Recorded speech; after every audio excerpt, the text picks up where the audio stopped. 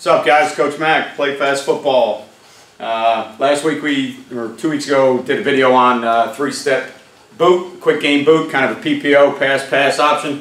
So this week we're going to go ahead and tag something onto that, plays to protect plays, give you something that looks kind of similar and a way to get your tailback the ball, build it into the same protection, make it look like the quick game routes that we run.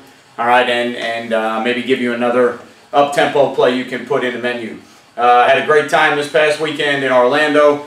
Had 10 sessions at Glacier. Saw a lot of guys that watch the videos and go to the site. So it was cool to see all those people out there. I appreciate everybody that's been following the site for the last 5 years, or at least the YouTube page for the last 5 years. Got over 12,150 subscribers now. So I appreciate every one of you that watch.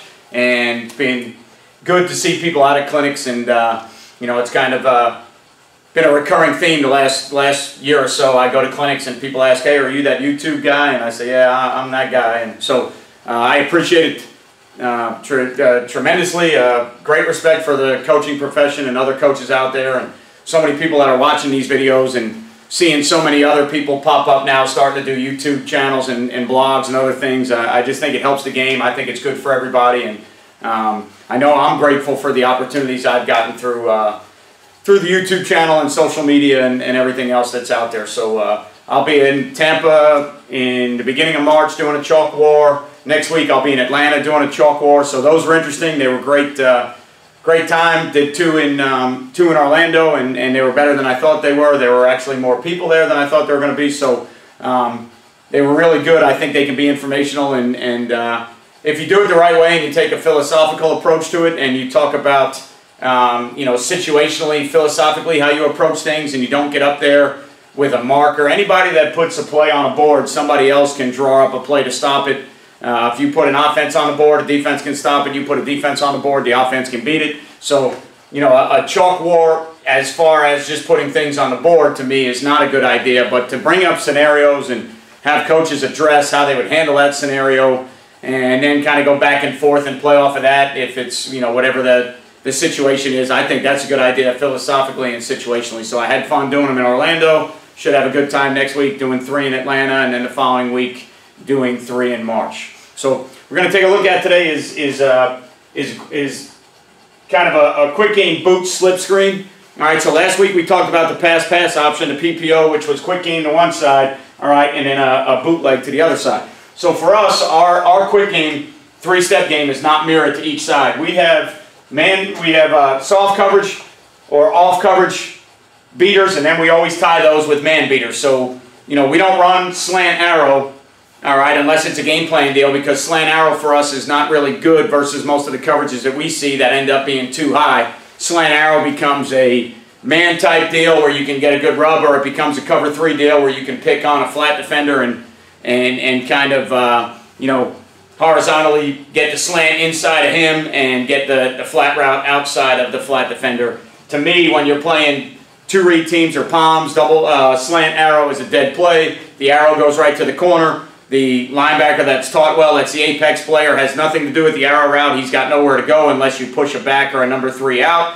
He sits right in the slant window. So we run double slants on the backside of our hitch, so that if we get press man or cover 2 or palms or anything like that, and we can't throw for whatever reason the hitch side, when we go back to the slant side, even if we see 2 read, the quarterback should be able to throw double slants off the apex player. All right, if we see too high, we should be able to get it. If we get off of the jam or the funnel inside, we should be able to get it off the apex linebacker that's walked out before the high safety can get down. All right, as long as our splits are good and we make those slants, one underneath the apex player, one behind the apex player. Inside slant can't bring itself too far inside, because then your next hook curl defender on the inside gets there. So our quick game is always packaged with one side. It's not mirrored to both sides. All right, so what we're going to do is we're going to set up our quick game hitches on one side. All right, and we are not going to read out of this play. All right, it's not going to be a screen option for us. This is going to be a called screen play. So we're going to make it look like hitches on one side. So we're going to send our offensive line one gap to the side of the hitches, because that's what we look like, all right, in our three-step passing game. And then what we're going to do is we're going to take, all right, we're going to take our tailback and we're going to attack the edge with our helmet inside like we would in the passing game.